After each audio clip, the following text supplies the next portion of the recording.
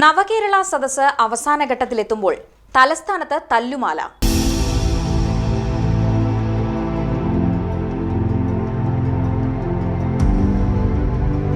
മുഖ്യമന്ത്രിയുടെ നവകേരള സദസ്സ് ബസ്സിന് കരിങ്കൊടി കാട്ടാൻ കാത്തുനിന്നവരെ കൈകാര്യം ചെയ്യാൻ CPM ഇറക്കിയത് നൂറുകണക്കിന് പേരെ. മുഖ്യമന്ത്രിയുടെ ഭാഷയിലെ രക്ഷാപ്രവർത്തനത്തിന് പത്തനംതിട്ടയിലും കൊല്ലത്തും ഡിവൈഎഫ്ഐക്കാർ ഇറങ്ങിയപ്പോൾ തിരിച്ചടി കിട്ടിയിരുന്നു. പ്രതിപക്ഷ നേതാവ് VD സതീശൻ കളത്തിലിറങ്ങി കിട്ടിയ അടിക്കെല്ലാം എണ്ണി തിരിച്ചടിക്കുമെന്ന് പറഞ്ഞതും ആ ഭീഷണിക്ക് മുഖ്യമന്ത്രി മറുപടി നൽകിയതുമെല്ലാം സംഘർഷാവസ്ഥ വർദ്ധിപ്പിച്ചു. നവകേരള സദസ്സ് തിരുവനന്തപുരത്തേക്ക് എത്തിയതോടെ തല്ലുമാല സീരീസ് തന്നെ അരങ്ങേറി. ആറ്റിങ്ങലിൽ പോലീസ് സ്റ്റേഷനിൽ കരുതൽ തടങ്കലിലാക്കിയവരെ ഡിവൈഎഫ്ഐക്കാർ സ്റ്റേഷൻ കയറി ആക്രമിച്ചു. നവകേരള ബസ് കാട്ടാക്കടയിൽ എത്തിയതോടെ അക്രമത്തിന്റെ സ്വഭാവം മാറി. മുഖ്യമന്ത്രിയുടെ രക്ഷാപ്രവർത്തകരുടെ എണ്ണം വർദ്ധിച്ചു.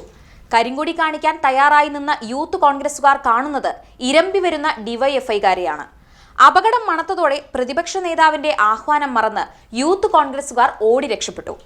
ചിലരെ ബനിയൻ ധരിച്ചു വന്നവർ വളഞ്ഞിട്ട് തല്ലി. പോലീസിന്റെ വകയും കണക്കിന് കിട്ടി.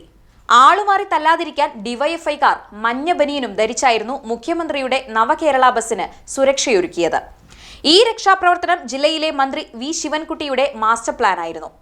കാട്ടാക്കടയിൽ യൂത്ത് കോൺഗ്രസുകാർ കരിങ്കൊടി കാണിക്കാൻ കാര്യമായ ശ്രമങ്ങളൊക്കെയും നടത്തുമെന്ന് വിവരം കിട്ടിയ മന്ത്രി ശിവൻകുട്ടി തന്റെ നാട്ടിലെ കുട്ടിപ്പട്ടാളത്തെയും രംഗത്തിറക്കിയെന്നാണ് സോഷ്യൽ മീഡിയ കമന്റുകൾ. മുഖ്യമന്ത്രിയെ വെല്ലുവിളിക്കാൻ പോന്ന പൊക്കമൊന്നും സതീശനില്ലെന്ന് പറഞ്ഞ ശിവൻകുട്ടി ഭീഷണികളെ വേണ്ട രീതിയിൽ തന്നെ നേരിടുമെന്ന് സൂചന നൽകിയിരുന്നു.